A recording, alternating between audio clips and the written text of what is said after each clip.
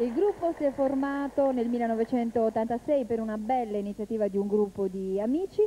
Questa sera vengono accompagnati all'organetto magistralmente da Mondo Vercellino. Cosa ci fanno vedere? E il ballo ci fanno vedere e ascoltare, anche perché sarà da seguire anche dal punto di vista musicale, perché sentiremo il forte carattere di Mondo Vercellino nell'eseguire questo ballo con Subassu Torrao.